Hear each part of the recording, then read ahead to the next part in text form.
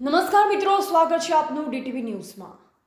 આજે દાહોદ નગરપાલિકામાં જોવા મળ્યો ભારે રાજકીય હોબાળો અને હાઈ વોલ્ટેજ ડ્રામા। કોંગ્રેસના 3 સભ્યો સમયસર પહોંચી શક્યા નહીં, દરવાજા બંધ, વિરોધ, આરોપ પ્રત્યારોપ અને અંતે ભાજપનો પ્રચંડ વિજય। શહેરની રાજકીય તસવીર એકવાર ફરીથી બદલાઈ ગઈ। આખી વાત જાણીએ વિગતવાર।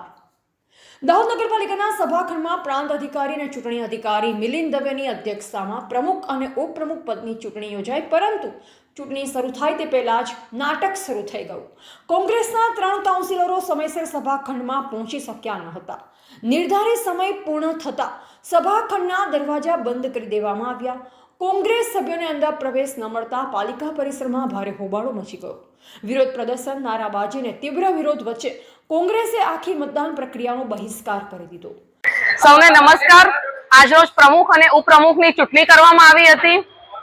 ચૂંટણી પંચના નિયમ પ્રમાણે પ્રમુખ અને ઉપપ્રમુખની ચૂંટણી દાહોદ નગરપાલિકામાં કરવામાં આવી હતી। આ લોકશાહીનું હત્યા કરી છે। જ્યારે ભાજપવાળા 2 મિનિટ કે 3 મિનિટ લેટ આવે તો એમને અંદર આવવા દીધા છે, ને જ્યારે અમારા માણસો 3 મિનિટ લેટ આવ્યા છે તો એમને અંદર આવવા નથી દીધા। અમારે ચૂંટણી પંચના નિયમો શીખવાડ્યા છે।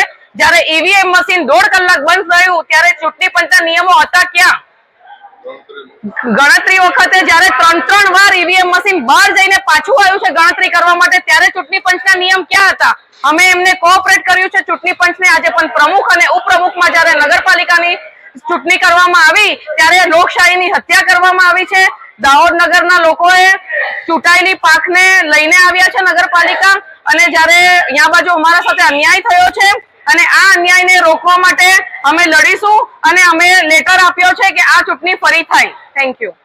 ચૂંટણીમાં ભારતીય જનતા પાર્ટીમાં એટલો ખોફ હતો કે ક્યાંક પ્રમુખ અને ઉપપ્રમુખના ચહેરા અને નામો બદલી કાઢવા પડ્યા, અને ખાસ વહીવટી તંત્રએ જે પ્રકારે અન્યાય કર્યો છે, કારણ કે કોંગ્રેસ પક્ષના કાઉન્સિલરશ્રીઓ 3 કાઉન્સિલરશ્રીઓ સમયસર આવી ગયા, તેમ છતાં પણ તેમના માટે દરવાજો ન ખોલ્યો।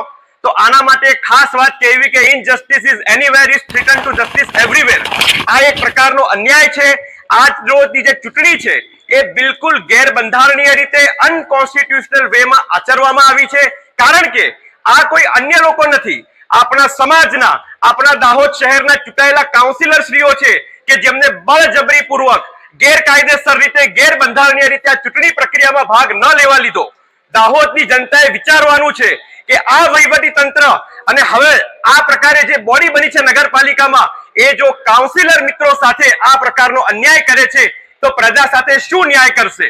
આપણા તમામ કાઉન્સિલર મિત્રો, કોંગ્રેસ પક્ષના કાઉન્સિલર મિત્રો કે જે દાહોદની સેવામાં ખડે પગે હંમેશા ઉભા રહે છે, એમની સાથે આજ રોજ ભાજપ વર્સિસ કોંગ્રેસ આ વહીવટી તંત્ર અને ભારતીય જનતા પાર્ટીના જે નેતાઓ છે એમના દ્વારા આચરવામાં આવ્યો છે।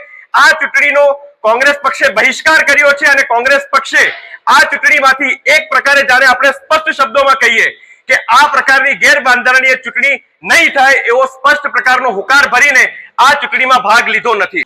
કોંગ્રેસ કાઉન્સિલર માસુમાબેન ગરબડાવાલાએ આરોપ લગાવ્યો કે સત્તાધારી પક્ષના ઈશારે વિપક્ષના અવાજને દબાવવાનું ષડયંત્ર રચવામાં આવ્યું છે અને લોકશાહીની હત્યા કરવામાં આવી છે। તો બીજી તરફ પ્રાંત અધિકારી મિલિંદ દવે સ્પષ્ટ શબ્દોમાં કહ્યું કે આખી પ્રક્રિયા કાયદાના નિયમ અને સમય મર્યાદા મુજબ પારદર્શક રીતે પૂર્ણ કરવામાં આવી છે। રાજકીય વિવાદ વચ્ચે ભાજપે પોતાની તાકાતનો પૂરેપૂરો લાભ ઉઠાવ્યો। 36 સભ્યોની આ પાલિકામાં ભાજપ પાસે 20 બેઠકો છે, કોંગ્રેસ પાસે 14, વળી 2 અપક્ષ સભ્યોએ ભાજપને બિનશરતી સમર્થન આપ્યું। પરિણામે ભાજપને કુલ 22 મતો મળ્યા અને પાર્ટીએ એકવાર ફરી નગરપાલિકા પર ભગવો લહેરાવી દીધો। પ્રમુખ પદે મીનાક્ષીબેન નીનામા અને ઉપપ્રમુખ પદે જુગલબેન પંડ્યા પ્રચંડ બહુમતીથી વિજેતા ઘોષિત થયા છે। ઉપરાંત કારોબારી સમિતિના ચેરમેન તરીકે બિમલ વડવાડા, શાસક પક્ષના નેતા તરીકે કલ્પકુમાર કિશોરી અને દંડક તરીકે લીલાબેન પ્રજાપતિની પસંદગી કરવામાં આવી છે।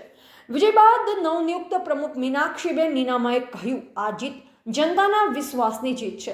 અમે તમામ સભ્યોને સાથે રાખી દાહોદ શહેરમાં રોડ રસ્તા, પીવાનું પાણી, સફાઈ અને અન્ય વિકાસલક્ષી કાર્યોને પ્રાથમિકતા આપીશું અને શહેરના સર્વાંગી વિકાસ માટે સતત પ્રયાસ કરીશું। સમગ્ર દાહોદ નગરના દેવતુલ્ય ભારતીય જનતા પાર્ટી કમક્ષ હોદ્દેદારો અને કાર્યકર્તાઓ આપ સૌનો હૃદયપૂર્વક ખૂબ ખૂબ આભાર વ્યક્ત કરું છું, અને આવનાર સમયમાં આપણે સૌ સાથે મળીને દાહોદ નગરપાલિકાનો ઉત્તમ વિકાસ એ જ મારું શ્રેષ્ઠ છે. આજરોજ દાહોદ નગરપાલિકાના પ્રમુખ ઉપપ્રમુખની વરણી માટેની સભા બોલાવવામાં આવેલી, જેની અંદર પ્રમુખ તરીકે મીનાક્ષીબેન નીનામાની વરણી કરવામાં આવી છે. ઉપપ્રમુખ તરીકે જુગલબેન પંડ્યાની વરણી કરવામાં આવેલી છે. 36 પૈકી 22 મત તેઓને મળેલા છે, જેથી તેઓને બહુમતીથી પ્રમુખ અને ઉપપ્રમુખ તરીકેની વરણી કરવામાં આવેલી છે. આમ વિરોધ અને વિવાદ વચ્ચે ભાજપે દાહોદ નગરપાલિકા પર પોતાનું વર્ચસ્વ કાયમ રાખ્યું છે. હવે જોઈ રહેશે કે નવી ટીમ શહેરના વિકાસમાં કેટલી સફળ થાય છે. આ સમગ્ર ઘટના પર તમારા મંતવ્યો અમને કમેન્ટમાં જરૂરથી જણાવો.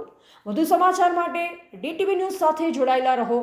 લાઈક કરો, શેર કરો અને સબસ્ક્રાઇબ કરવાનું ભૂલશો નહીં. નમસ્કાર, જય હિન્દ.